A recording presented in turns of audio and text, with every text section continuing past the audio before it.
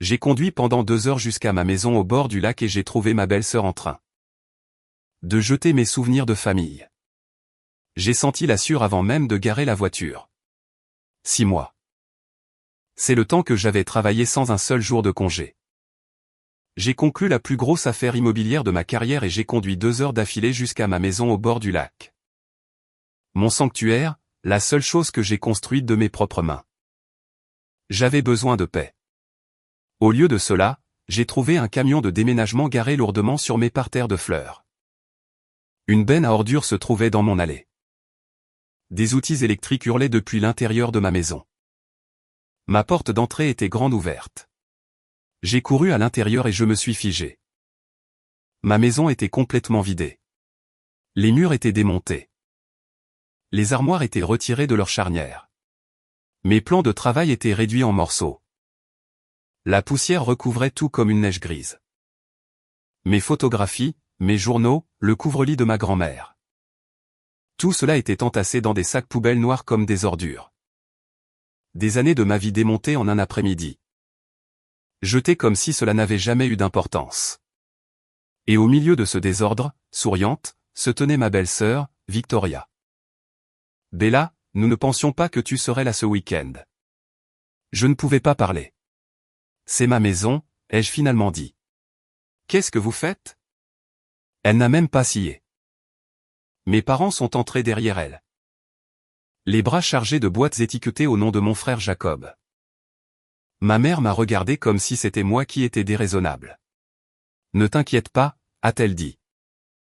Ce sera magnifique quand ce sera fini. Quelle rénovation? Ai-je demandé. Personne ne m'a rien demandé. C'est à ce moment-là qu'elle l'a dit comme si c'était déjà décidé. Comme si mon opinion était un meuble dont personne n'avait plus besoin. Comme si je me trouvais dans la maison de quelqu'un d'autre, et non la mienne. L'entreprise de marketing de Jacob était en pleine expansion. Il avait besoin de bureaux. Comme je ne venais que quelques fois par an. Ils avaient décidé que lui et Victoria emménageraient de façon permanente.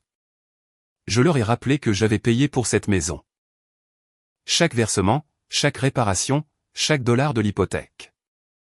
Mes parents avaient contribué avec un cadeau d'anniversaire pour la compte il y a des années. C'était tout.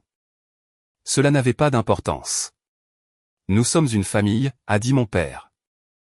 Jacob en a plus besoin que toi.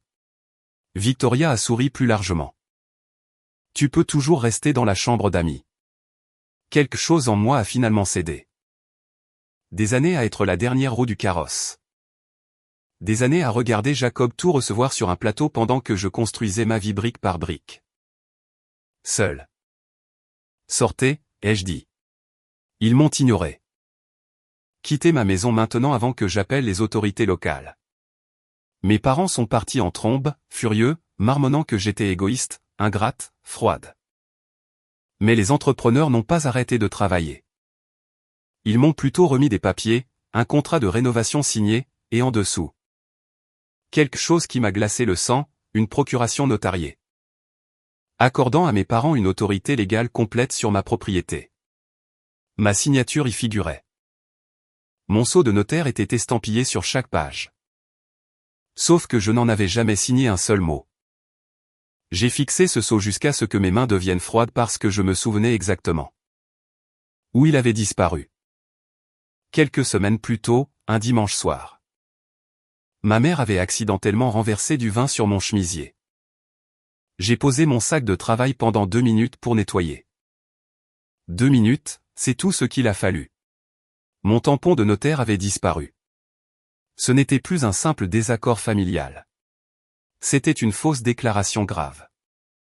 Quelqu'un de ma propre famille avait pris mon sceau professionnel sans permission et l'avait utilisé pour s'approprier indûment ma maison. Et ils souriaient en le faisant, comme s'ils avaient déjà gagné. J'ai regardé Victoria. J'ai regardé les papiers et mes mains tremblantes. Et j'ai pris mon téléphone pour appeler mon avocat. Mes mains tremblaient si fort que j'ai fait tomber le téléphone 2 fois avant que la communication ne s'établisse. Marcus Chen a répondu à la 3e sonnerie. Je l'avais sollicité pour chaque clôture de vente que j'avais gérée au cours des 4 dernières années. Un avocat spécialisé en immobilier qui avait vu assez de litiges de titres de propriété et de conflits de voisinage pour paraître blasé par la plupart d'entre eux. Il ne semblait pas blasé maintenant. « Lis-moi le texte notarié », a-t-il dit. Mot pour mot. Je l'ai lu, mon propre numéro de commission, ma propre date d'expiration. Un sceau que j'aurais reconnu les yeux bandés car je l'avais apposé sur du papier 1 millier de fois. Bella, j'ai besoin que tu arrêtes de toucher ce document, a dit Marcus. Photographie chaque page, recto et verso, puis pose-le. Si c'est ce que je pense, tu ne te bats plus seulement contre un conflit familial. Tu as affaire à un document falsifié qui est sur le point d'être enregistré auprès du comté. Une fois que cela se produira, il deviendra beaucoup plus difficile de revenir en arrière. Enregistré quand? C'est ce que nous devons découvrir aujourd'hui. Je suis passé devant Victoria sans un mot et j'ai photographié chaque page sur l'îlot de cuisine. Le seul plan de travail que l'équipe n'avait pas encore enlevé. Ma mère a essayé de me prendre les papiers. J'ai reculé si vite que j'ai failli tomber dans un tas de poussière de plaque-au-plâtre. Tu es paranoïaque, a-t-elle dit. C'est juste une formalité. Pour que ton père et moi puissions aider à gérer les choses pendant que tu es occupé avec ton travail. Je n'ai jamais signé ça. Bien sûr que si. Tu ne t'en souviens tout simplement pas. Tu as été soumise à tellement de stress. C'était la première fissure. Pas dans le mur, en elle. Une lueur de quelque chose sous l'inquiétude. Disparue aussi vite qu'elle était venue. J'avais passé 31 ans à lire le visage de cette femme à travers les tables de dîner et les salles d'attente d'hôpital. Je connaissais la différence entre son visage inquiet et son visage pris sur le fait. C'était le visage pris sur le fait. Je me suis dit que ce n'était rien. Un réflexe de défense. Les parents s'énervent lorsque leur fille adulte les accuse de fautes graves. J'ai raisonné même dans ma propre tête. Même alors que le sceau reposait photographié dans mon téléphone comme une preuve dont je savais déjà que j'aurais besoin. J'avais tort de rationaliser cela. J'allais avoir tort 4 fois de plus avant la fin de la journée. Le contremaître de l'équipe de rénovation était un homme costaud nommé Ray qui avait l'air de vouloir être n'importe où ailleurs. Quand je lui ai demandé qui l'avait engagé, il a sorti une conversation par texto sur son téléphone sans hésitation. Les entrepreneurs ne veulent pas faire face aux conséquences juridiques des drames familiaux de leurs clients. Et il le savait. Le numéro appartenait à mon père. Les messages remontaient à 3 semaines. Rénovation complète de la propriété. Cuisine et les 2 salles de bain. Délai 2 semaines. La fille n'utilisera plus beaucoup l'endroit. 3 semaines. Cela n'avait pas été une décision spontanée prise lors d'un dîner dominical. Cela avait été planifié pendant que je concluais une affaire commerciale à 9 chiffres. Travaillant 16 heures par jour. Faisant confiance au fait que le seul endroit que j'avais construit pour moi-même serait toujours debout quand je remonterais à la surface. J'ai demandé à Ray des copies de tout, le contrat, le reçu de la compte, les documents du permis. Il me les a remis sans discuter. Le permis avait été obtenu sous mon nom. Mon nom sur un permis pour des travaux que je n'avais jamais autorisés. Déposé auprès d'un bureau de comté qui n'avait aucune idée que la propriétaire mentionnée n'y avait jamais mis les pieds. Mon estomac s'est noué pour la 2e fois de la journée. Je me suis dit que je pouvais régler cela avec un seul appel au bureau du greffier du comté. J'avais tort sur ce point aussi. C'était samedi. Personne ne répondrait avant lundi. Victoria m'a trouvé dans l'allée en train de parcourir les papiers de Ray. Elle avait troqué ses vêtements de peinture pour quelque chose de propre. Comme si elle avait déjà décidé que la confrontation était terminée. Et qu'il était temps de se montrer magnanime dans sa victoire. Tu sais, a-t-elle dit. Tu pourrais simplement laisser faire les choses avec grâce. L'entreprise de Jacob marche très bien. Cela pourrait être bon pour l'image de la famille. Les investisseurs aiment voir la stabilité. Les investisseurs. Il a parlé à des gens d'un financement de série A. Un bureau dédié au lac. Sa photographie magnifiquement bien. Très énergie de fondateur. Je l'ai dévisagé. Ma maison d'enfance, le couvre-lit de ma grand-mère. Mes paiements hypothécaires réduits à une toile de fond pour le dossier de présentation de mon frère. Sors de ma propriété, ai-je dit. Et cette fois, ma voix n'a pas tremblé. Elle a eu un rire bref et incrédule. Comme si j'avais raconté une blague qui n'avait pas fait mouche. Tu vas regretter d'être comme ça. Je n'ai pas répondu. J'ai appelé la ligne non urgente des autorités locales et j'ai demandé un contrôle de bien-être et un rapport sur une entrée non autorisée. Le répartiteur m'a dit qu'un agent pourrait être là dans 40 minutes. 40 minutes m'ont semblé 40 ans. L'agent Aaron Kowalski est arrivé dans une voiture de patrouille qui a fait crisser le gravier que j'avais posé moi-même il y a 2 étés. Il était plus jeune que moi, poli. Clairement mécontent d'être l'arbitre de ce qui ressemblait de l'extérieur à une querelle de famille pour une rénovation de cuisine. Je lui ai montré l'acte de propriété, mon nom, unique propriétaire, enregistré 4 ans plus tôt.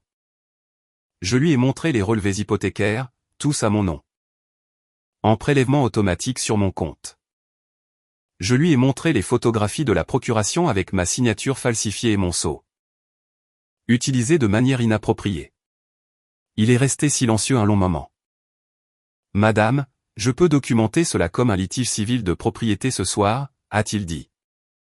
Mais si ce sceau de notaire a vraiment été pris et utilisé à votre insu, ce n'est plus civil.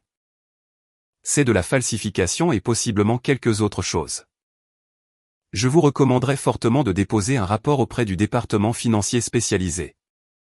Pas seulement auprès de nous. Nous n'avons pas la compétence pour gérer cela ici. Cela devra passer par l'endroit où le document non autorisé sera déposé.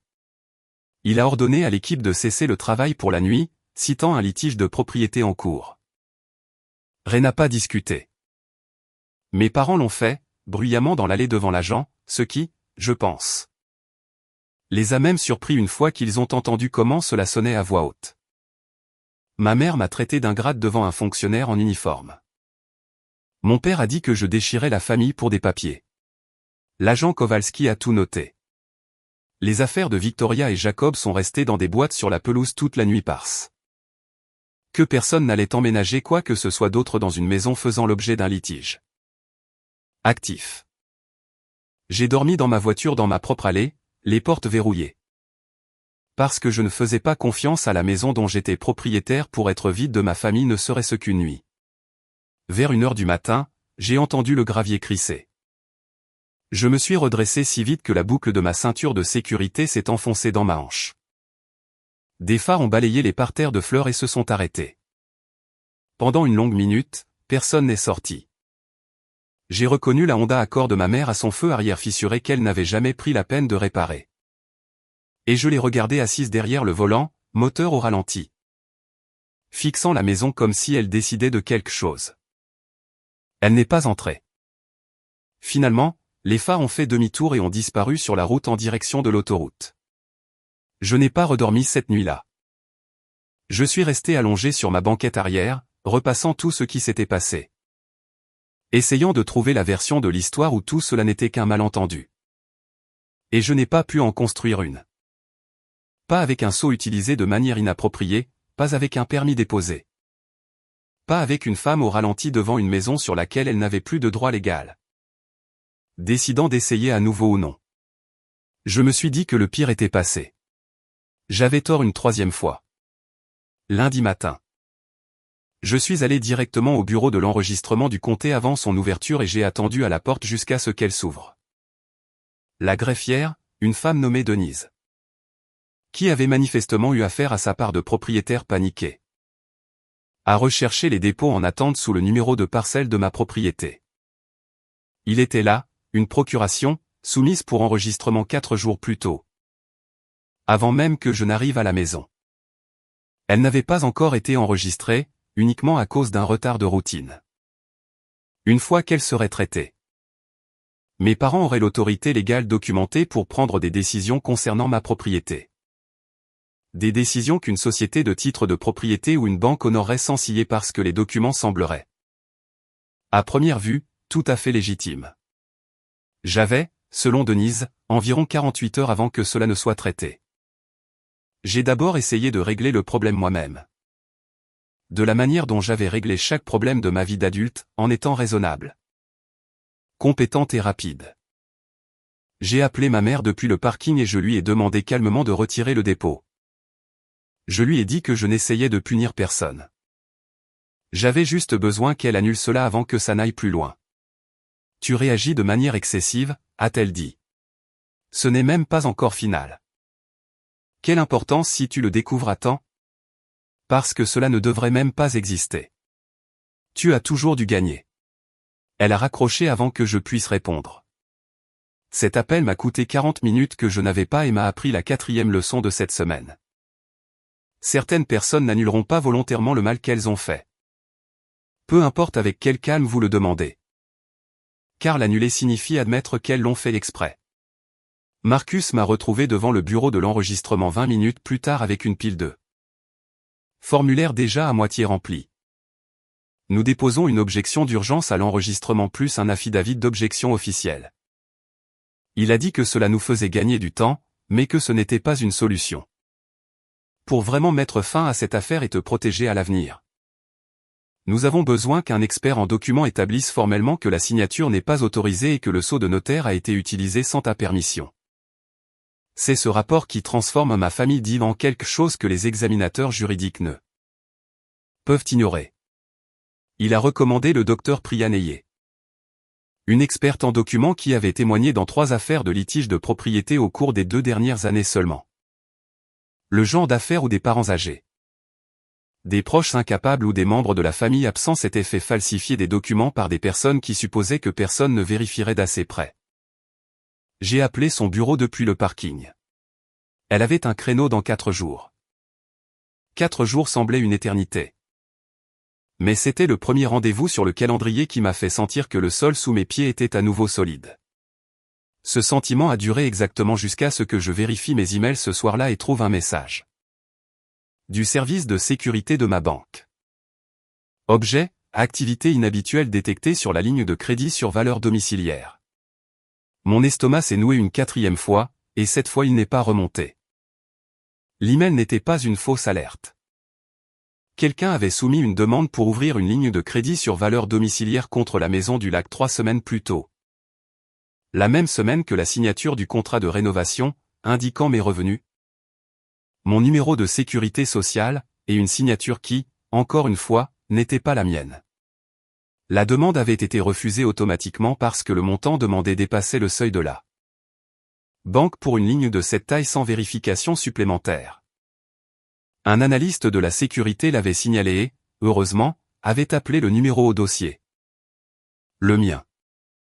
J'ai passé 40 minutes au téléphone avec une spécialiste nommée Teresa, qui m'a expliqué comment geler le compte, contester la demande et demander le dossier complet, y compris l'adresse IP de la soumission et les documents qui y étaient joints. Les documents joints comprenaient une copie de mon permis de conduire, une copie convaincante. Trop convaincante pour que quiconque sauf moi la remarque, à l'exception d'un détail.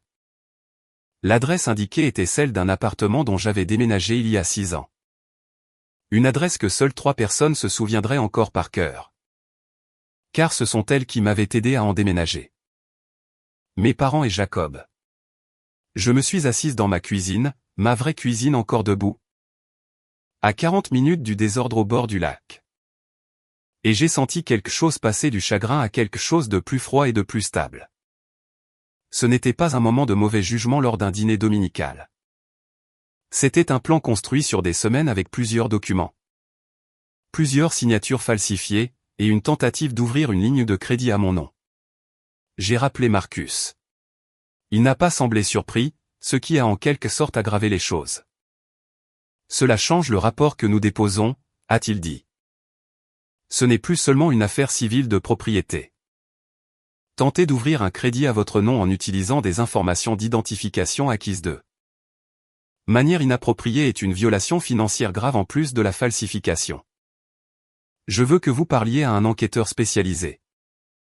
Pas seulement au service qui a traité le litige de propriété.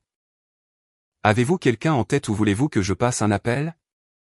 J'ai pensé au conseil de l'agent Kowalski 2 nuits plus tôt. J'ai passé l'appel moi-même. L'enquêtrice Renée Alvarez avait passé 11 ans à travailler sur des affaires financières. Les 4 dernières années. Elle s'était concentrée presque entièrement sur l'exploitation des personnes âgées et les cas d'usurpation d'identité familiaux où la victime et le suspect partageaient un nom de famille. Une maison d'enfance. Parfois un compte bancaire datant de décennies que personne n'avait pris la peine de fermer. Elle m'a rencontré avec un bloc-notes et une patience égale et posée qui m'a fait réaliser à quel point je m'étais préparé à ce que quelqu'un ne me croie pas. Elle m'a cru. Elle avait déjà vu ce schéma, plus d'une fois, a-t-elle dit. Les familles ne ciblent pas les étrangers. Elles ciblent la personne qui semble la moins susceptible de se défendre. Parce que se défendre signifie prendre des mesures contre sa propre mère. Et la plupart des gens ne peuvent pas supporter cela. Vous allez devoir le supporter, a-t-elle dit, pas méchamment. Juste la vérité. Je lui ai tout donné. La procuration photographiée, la conversation par texto de Ray avec mon père. Le permis déposé sous mon nom, le dépôt en attente au bureau de l'enregistrement. Le dossier de sécurité de la banque avec le permis de conduire modifié. Elle a enregistré chaque élément, établissant ce qu'elle a appelé la chaîne de possession. Afin qu'aucun d'entre eux ne puisse être ultérieurement rejeté comme étant altéré ou peu fiable. Votre sceau de notaire, a-t-elle dit. Avez-vous toujours le journal du notaire? Le registre où vous consignez chaque document que vous notariez? Je l'avais. C'était l'une des rares choses que j'avais attrapées sur le comptoir avant de quitter la maison du lac cette première nuit. Plus par instinct que par stratégie. Apportez-le.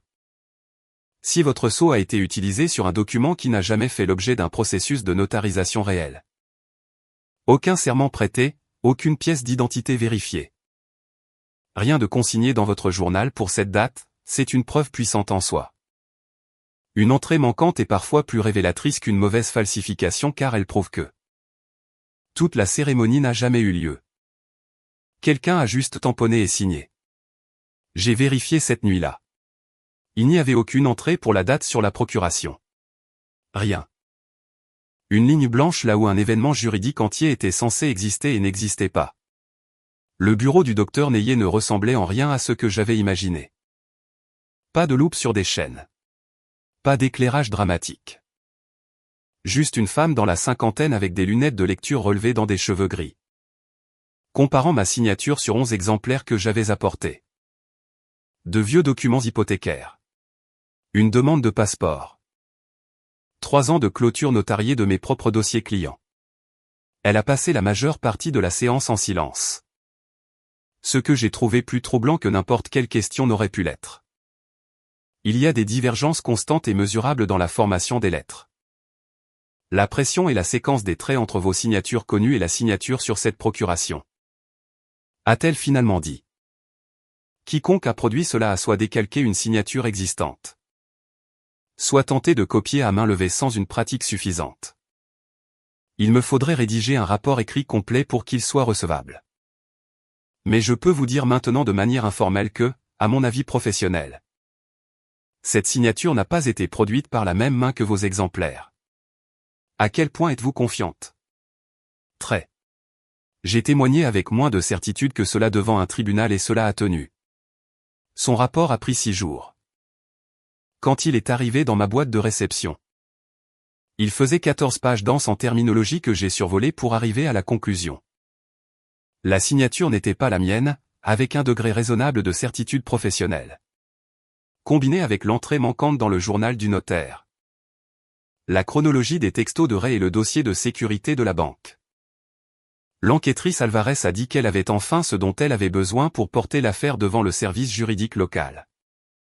Je veux être honnête avec vous, m'a-t-elle dit. Ces affaires avancent plus lentement que les gens ne s'y attendent parce que les examinateurs juridiques savent qu'il est difficile de tenir la famille responsable. Mais la piste papier ici est à peu près aussi claire que je ne l'ai jamais vue. Quelqu'un a été négligent parce qu'il ne pensait pas que vous vous battriez. C'est la phrase qui m'est restée le plus longtemps. Il ne pensait pas que vous vous battriez. Toute ma vie, j'avais été la fille qui ne faisait pas de vagues, qui payait ses propres factures. Qui se présentait à toutes les fêtes et ne demandait jamais rien. Ils n'avaient pas mal calculé ma capacité. Ils avaient mal calculé mon silence, le prenant pour une permission. Les 2 semaines précédant ce dîner furent les pires de toute cette épreuve. Pire à certains égards que le jour où j'ai trouvé la benne à ordures dans mon allée. Car maintenant je savais exactement ce qui était en jeu et je devais quand même attendre. Le rapport du docteur Neyé est arrivé un mardi. L'enquêtrice Alvarez avait besoin de 3 jours de plus pour le préparer pour l'examen formel. Ma banque a gelé la ligne de crédit mais a signalé l'ensemble de mon compte pour un examen de sécurité qui m'a bloqué l'accès en ligne pendant 6 heures. 6 heures pendant lesquelles je ne pouvais pas dire si c'était la routine ou une autre attaque. Mon téléphone n'arrêtait pas de vibrer. Ma mère, puis mon père. Puis un numéro bloqué que j'ai laissé aller sur la messagerie vocale et que je n'ai jamais écouté. J'ai cessé de dormir toute la nuit. Je me réveillais à 3 heures du matin, convaincu d'avoir à nouveau entendu du gravier. Même garé en toute sécurité chez moi en ville, à 40 minutes du lac. J'ai dit à Marcus que je ne savais pas si je pourrais m'asseoir à une table en face de mes parents. Et prétendre être calme. Il n'a pas mâché ses mots. Vous n'êtes pas obligé de faire ça, a-t-il dit. L'enquêtrice Alvarez en a assez sans l'enregistrement. Mais si vous voulez le dossier le plus complet possible. C'est la pièce qui transforme les documents disent que c'est arrivé en ils l'ont dit eux-mêmes. C'est votre décision, et dans les deux cas, c'est défendable. J'ai dit oui quand même, non pas parce que je me sentais courageuse. Mais parce que j'étais fatiguée d'être la seule dans la famille à porter la vérité toute seule. Et une petite partie obstinée de moi avait besoin de les entendre le dire à voix haute. Même si seul un enregistreur saurait un jour avec certitude qu'il l'avait fait. La confrontation qui a tout fait éclater a eu lieu 3 semaines après l'incident initial. Chez mes parents. Lors de ce qui était censé être un dîner de réconciliation auquel ma mère m'avait supplié d'assister. J'y suis allé parce que Marcus me l'avait dit, pas pour la paix, mais pour des informations. L'enquêtrice Alvarez m'avait demandé de porter un appareil d'enregistrement. Légal dans notre état pour une conversation à laquelle je participais. Au cas où ma famille dirait quelque chose qui confirmerait l'intention. Je me suis assise à la même table où j'avais pris les dîners du dimanche toute ma vie. Mon téléphone enregistrant dans ma poche. Et j'ai laissé ma mère me servir du vin comme si de rien n'était. Jacob est arrivé avec 40 minutes de retard. Victoria le suivant dans un blazer qui semblait cher et étudié. Comme si elle s'était habillée pour une réunion d'actionnaires plutôt que pour un dîner avec sa belle-sœur. Le masque n'a pas tardé à tomber. Tu fais vraiment tout ça pour une maison que tu utilises à peine, a dit Jacob. Sans vraiment me regarder. Sais-tu ce que cela fait à mon entreprise en ce moment? Les investisseurs posent des questions.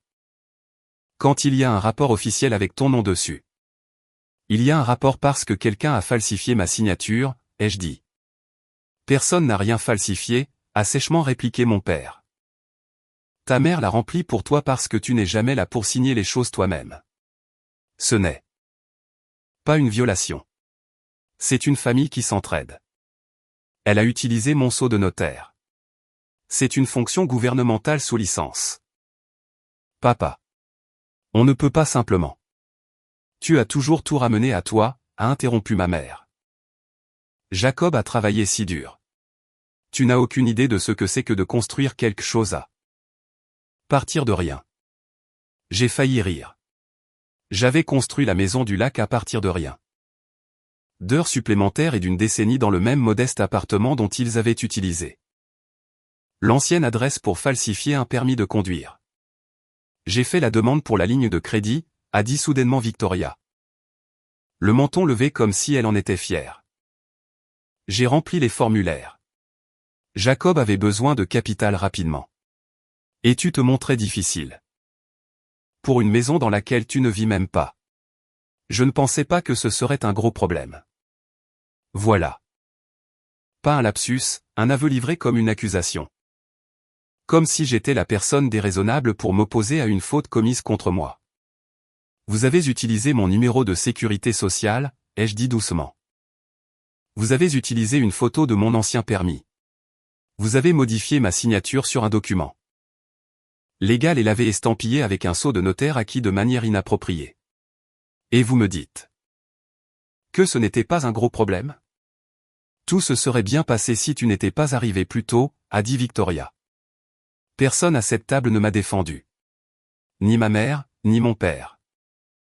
Mon propre frère est resté assis en silence, ce qui, à sa manière, était la réponse la plus claire qu'il m'ait jamais donnée sur ma place dans sa vie.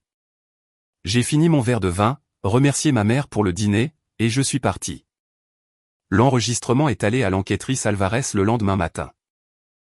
Le service juridique local a engagé une action formelle 6 semaines plus tard, falsification, usage abusif d'identité et tentative de fausse déclaration financière. Mes parents étant légalement désignés comme coparticipants aux côtés de Victoria pour le stratagème de la procuration. Jacob n'a pas été impliqué directement. L'enquêtrice Alvarez m'a dit que les preuves le liaient au fait d'avoir bénéficié de la situation, mais pas à son exécution. Cependant, les investisseurs de son entreprise de marketing finiraient par entendre parler des actions en justice de toute façon. Car le fait que les parents d'un partenaire commercial fassent face à des conséquences graves pour avoir modifié les documents légaux d'un membre de la fratrie n'est pas le genre de choses qui restent confinées à une table de dîner familiale. J'ai appris plus tard par une cousine qui me parlait encore que 2 des investisseurs potentiels de Jacob se sont retirés de l'affaire en moins d'1 mois. Non pas à cause d'une clause de moralité, mais parce que la diligence raisonnable met au jour les rapports officiels. Et personne ne veut voir son nom à côté d'une affaire de faute grave, même familiale. Surtout familiale. L'employeur de Victoria, une agence de design d'intérieur de luxe qui avait présenté le projet de la Maison du Lac sur l'Instagram de leur entreprise avant même que je ne l'ai confronté, a discrètement supprimé la publication et, selon la même cousine, l'a discrètement licencié 1 mois après que les actions soient devenues publiques. Les petites villes et les petites industries n'ont pas besoin d'un verdict final pour décider que quelqu'un est un passif. Être formellement interrogé suffit. La procuration n'a jamais été enregistrée. L'objection d'urgence de Marcus a tenu. Et une fois que le rapport du docteur Neyé et le dossier de l'enquêtrice Alvarez ont été versés à la plainte formelle, le bureau de l'enregistrement a signalé le document de manière permanente. Il existera pour toujours comme non autorisé dans les registres, et non comme un transfert légitime d'autorité. Mes parents ont accepté un accord juridique 8 mois plus tard, des conséquences réduites, une période de surveillance, et le remboursement des frais de demande de la ligne de crédit et du coût de la réparation des dommages matériels.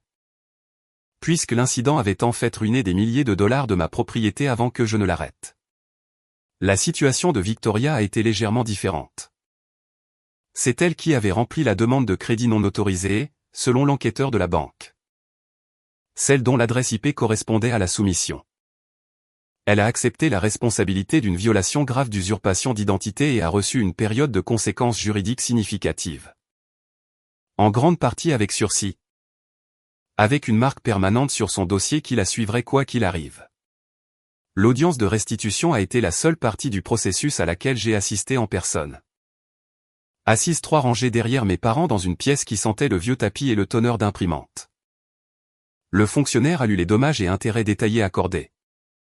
L'usage abusif du sceau de notaire, les frais de permis falsifiés, le coût du déblaiement de la propriété, les frais d'enquête interne de la banque qui m'avaient été répercutés avant que le problème ne soit confirmé. Entendre tout cela totalisé à voix haute par la voix plate d'un étranger l'a rendu réel d'une manière qu'aucun des mois précédents n'avait réussi à le faire. Cela n'avait pas été un malentendu qui avait dégénéré. Cela avait un montant en dollars. Cela avait un numéro de dossier. Ma mère ne m'a pas regardé une seule fois pendant l'audience. Mon père l'a fait, brièvement, au moment de la mention des coûts de déblaiement. Comme si c'était le poste de dépense qui avait finalement fait son effet. Une journaliste économique locale, Ranata Oy, qui avait couvert une série d'affaires de faute familiale pour le journal régional, m'a contacté pour un commentaire après que l'accord ait été conclu. J'ai failli ne pas répondre.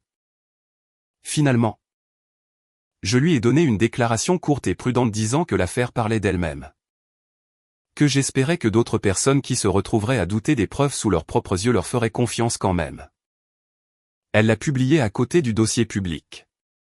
Sans embellissement, sans dramatisation. J'ai apprécié cela plus que je ne l'aurais cru. Une partie de moi avait voulu que le monde comprenne ce qui s'était passé sans que j'aie à mettre en scène ma propre dévastation. Je ne me suis pas sentie triomphante lorsque j'ai entendu le résultat final. Je me sentais fatigué.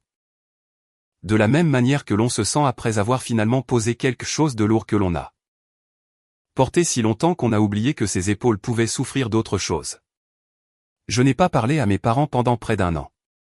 Ma mère a envoyé 2 lettres. J'ai lu la première et mis la seconde dans un tiroir sans l'ouvrir parce que je n'étais pas prête. Et j'avais cessé de faire semblant d'être prête selon un calendrier qui convenait à quelqu'un d'autre. La réparation de la maison du lac a pris 4 mois. Principalement parce que j'ai insisté pour engager mon propre entrepreneur et être présente pour chaque décision cette fois. Debout dans ma propre cuisine pendant que les mains de quelqu'un d'autre reconstruisaient ce qui avait été retiré des miennes. J'ai gardé le plan de travail qu'ils avaient endommagé, une plaque au moins. Et j'ai demandé à un tailleur de pierre de le réduire en une petite table d'appoint qui se trouve maintenant près de ma porte d'entrée. Pas exactement sentimental, un rappel. Je la regarde chaque fois que je rentre chez moi et je pense, ça a failli ne plus être à moi. Le couvre-lit de ma grand-mère a survécu. Retiré d'un des sacs poubelles avant que la benne ne soit vidée. Sentant légèrement la sueur pendant des semaines, peu importe combien de fois je le lavais. Il est sur mon lit maintenant. Certaines nuits, je vérifie encore qu'il est réel avant de m'endormir. Une vieille habitude de l'année où j'ai appris que les personnes qui sont censées protéger ceux qui comptent pour vous sont parfois celles dont vous devez le protéger. Jacob m'a contacté une fois, après 9 mois, par un texto qui disait « J'espère que tu vas bien ». Rien de plus. Je n'ai pas répondu. Certains ponts, vous les laissez inutilisés plutôt que de les brûler. Au cas où une version de lui existerait un jour qui voudrait le traverser. Honnêtement, je ne retiens pas mon souffle. L'enquêtrice Alvarez m'a appelé le jour où l'affaire a été officiellement classée. Plus par courtoisie que par obligation, je pense, car à ce moment-là, elle ne me devait aucune mise à jour. Vous avez fait le plus dur, m'a-t-elle dit. La plupart des gens ne le font pas. Ils laissent tomber parce que c'est la famille. Vous ne l'avez pas fait.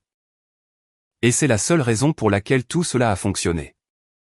J'y pense beaucoup. Pas avec fierté. Pas exactement. Avec quelque chose de plus proche du deuil pour la version de moi qui a failli laisser tomber aussi. Qui se tenait dans cette cuisine vidée et qui, pendant une seconde de faiblesse, s'est demandé s'il ne serait pas plus simple de les laisser la voir. Cela aurait été plus facile. Ce n'aurait plus été à moi. La maison est calme maintenant. Pas de sueur dans l'air, pas de benne dans l'allée. Juste le lac et le couvre-lit et une petite table en pierre près de la porte qui était autrefois un plan de travail que quelqu'un a essayé d'enlever. Pensant que je ne remarquerais jamais ce qu'ils avaient pris. J'ai tout remarqué. C'est la partie qu'ils n'avaient jamais planifiée. Cette histoire est entièrement fictive et destinée uniquement à des fins de divertissement et éducative.